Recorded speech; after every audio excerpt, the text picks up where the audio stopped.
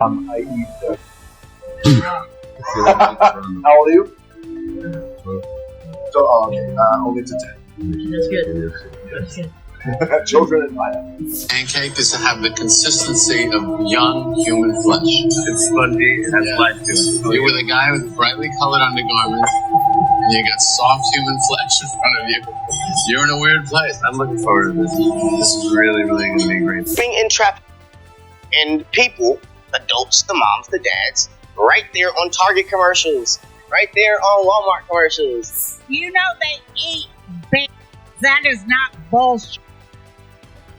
It's true. You believe that children are being abused by pedophiles in Hollywood. Absolutely. So why are you sitting down talking to me? Why aren't you sitting down with the police right now? I told the police, I sat there and I gave them the names, but they were scanning Michael Jackson. All they cared about was trying to find something on Michael Jackson. Hold up. Was Orlando Brown also getting tossed around on Epstein Island this entire time? Baby, I suggest you grab a chair for this one because it's about to get really messy. Everything is really finally fitting for Sheer Gray, Orlando Brown, and Aaron Carter. Looks like they all went through this network. Orlando Brown had been speaking on this for decades. Like, he literally talked about that black eye, Thory, but no one believed him. And now with the Epstein files out, it really looks like he experienced everything firsthand. Allegedly, Orlando Brown was shipped off to Epstein's Island at 17. It was already known that he was played by these industry executives, but people still didn't fully understand just how messed up things were until his recent confession. And according to him, his supposed mental illness is actually a front to protect himself so the elites wouldn't end his life. Orlando first spoke on Epstein all the way back in 2022, but just like everyone else who did, people swore that he was crazy and completely dismissed everything he said. He claimed Epstein was involved in kidnapping celebrities, placing them in passed-away celebrities' bodies, and mistreating them on a private little beach. Apparently, the reason why Epstein was able to get away with this for so long is that these celebrities were supposed to be dead. No one ever suspected. He also confirmed the long-standing music conspiracy theory that Epstein isn't dead.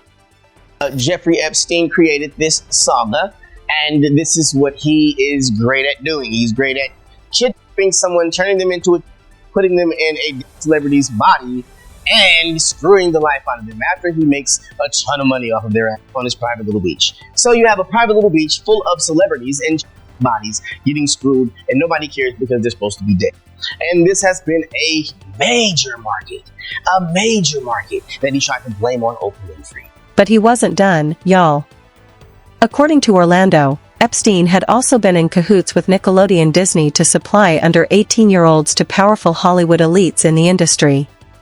He also went into details about a supposed Hollywood ritual that involves doing demeaning things to a person through their backside for a prolonged period of time. When this ritual happens, the victim gets something he calls panda eyes. Oh, and remember those rumors about CT victims being passed off to big companies and being used for TV commercials? Orlando claims those are not just rumors. They are facts. Panda, like I was telling you, Panda. So you got Panda Panda is a secret code for a certain thing. And so when it comes down to that certain thing, it's so what it is you basically have a certain nerve in your rectum, and if you touch that nerve, you can turn a person into an animal. You can turn a person into whatever you want them to be if you just hold them down. So pretty much when you see black eyes like Blueface, and you know that he got beat up, but he didn't get beat up where you thought he got beat up. He got beat up somewhere else. Okay, and so the eyes come out, and they call them panda eyes, and they do this to. So you see people with these cigars, and they're you know, all these big celebrities, they all have the cigar in common. That's that big ass thing between their legs that they're sticking in, and it's one big society. Now, when it comes down to the selling of there's shipping and people, adults, the moms, the dads, right there on Target commercials, right there on Walmart commercials, and you're looking at the people that are missing, and they're smiling like they're happy, but they're going back to hell. And that's really what it is, Now, even though the industry has been trying to convince us that he was crazy, now with those files out, people were quickly realizing the things he said directly correlate with all the evidence we have now. And the crazy part is he said it way before the Epstein list came out. Unless, of course, you're saying he's some magician who could see into the future.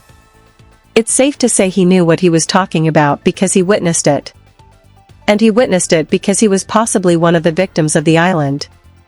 The sad part about all this is that before they got Orlando, he was a promising actor in Hollywood. He was one of the highest-rated teen actors at the time and was especially known for his role as Eddie Thomas in That's So Raven.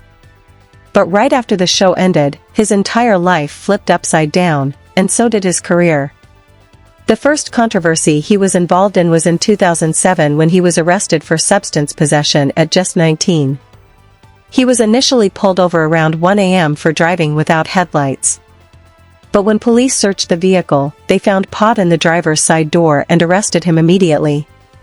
He was charged with a misdemeanor but denied ownership, claiming the car was borrowed. This marked his first major post-Disney legal trouble, but it was definitely the first of many, and it affected his career big time. Now, after this, he managed to stay off police radar for a while until 2011, when he was arrested again on suspicion of a DUI during a traffic stop. The reason the police even approached him was because he didn't have a license plate. He ended up behind bars for 27 days after failing to show proof that he had completed a 180-day court-ordered alcohol education class. And then in 2013, he was already back in jail again. This time, he reportedly attacked a woman and made threats against her and her daughter. The police even leaked an audio tape of him making the threats, and he sounded like a straight lunatic. He later went to rehab, but that didn't help much either. It's like it didn't matter what he did or how hard he tried. He just kept getting into trouble all the time. In fact, in 2016, he was arrested again after allegedly striking his girlfriend during an argument. Just 2 years later after this, he was arrested yet again. His last arrest was in 2022 when he threatened a relative with a hammer and knife during a domestic incident. Do y'all see how similar this is to the Briar Gray incident? After the Empire ended, Bryce also got arrested for similar cases. In fact, in one of the interrogation clips with the officers, you could see Bryce Shear talking about someone coming to get him. And now Bryce is a Twitter porn star, and Orlando has occupied his time with exposing the industry. And that's when he began spilling all the tea about what these Hollywood elites have been getting up to. But both of their careers are over for good. Orlando even went as far as revealing that the reason why industry elites get away with it is that their parents are also usually in on the whole thing and allow it to happen in exchange for money. The crazy thing is other celebrities have also come out to say the same thing, and they have also been labeled crazy, with one of them being Corey Feldman, who, just like Orlando, was also a child star and ended up with some serious problems. Corey's comments were also dismissed because people thought it was his addiction that was making him talk crazy and that he was just making things up for attention. He later released a documentary in 2020 titled My Truth, where he name-dropped everyone who saw him, including actor Charlie Sheen and talent manager Marty Weiss. These allegations were confirmed by Corey's ex-wife, Susie Feldman, and his Lost Boys castmate, Jameson Nylander, who witnessed some of it happen. But since all this stuff with Epstein came out, people have gone back to revisit the things he also said. And it's safe to say he was also telling the truth, just like Orlando. I can tell you that the number one problem in Hollywood was and is and always will be. That's the biggest problem for children in this industry. Casting couch even applies to children. Oh yeah. Not in the same way. It's all done under the radar. Nobody talks about pedophilia. And it's widespread? Oh yeah. I was surrounded by them when I was 14 years old. Surrounded. Literally.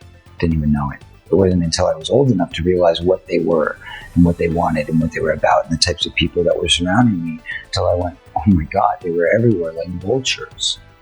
Vultures who Feldman says his best friend, the late child actor Corey Haim, who's co-star in The Lost Boys. Feldman says the trauma of that pedophile contributed to Haim's death. There's one person to blame in the death of Corey Haim, and that person happens to be a Hollywood mogul. And that person needs to be exposed, but unfortunately I can't be the one to do it. But the person that knows who did it and knows who he is watching right now. There was a circle of older men that surrounded themselves around this group of kids. And they all had either their own power or connections to great power in the entertainment industry. You know, there's a lot of good people in this industry, but there's also a lot of really, really sick, corrupt people. And there are people in this industry who have gotten away with it for so long that they feel they're above the law. And that's got to change. That's got to stop. I believe that everybody in this world should have the freedom of choice. And child stars do. Child stars have nothing. They have nothing. They have no choice. I was never taught how to have a family. I was never taught how to raise a child because I wasn't raised properly. I was never taught how to care for somebody because I was never shown genuine love. I was shown business. This is what you do. Here's how you read a contract. I knew how to read a contract by 10 years old, but I didn't know what it meant for somebody to come in and tell me they love me and kiss me goodnight. As usual, people had their thoughts, like this person who said, "Look at all the stars in music, TV, and film that went off the rails between ages 16 and 25. Interview them. They'll tell you the horrors they went through because of the evil in their industries." Another person said, "People are wondering why the police or the authorities aren't doing anything to prosecute these powerful men. The answer is in the word powerful. These people are multimillionaires with influence, power, and money in the highest levels of society and government. These people have the resources and power to never allow the authorities to prosecute them because they control the authorities themselves.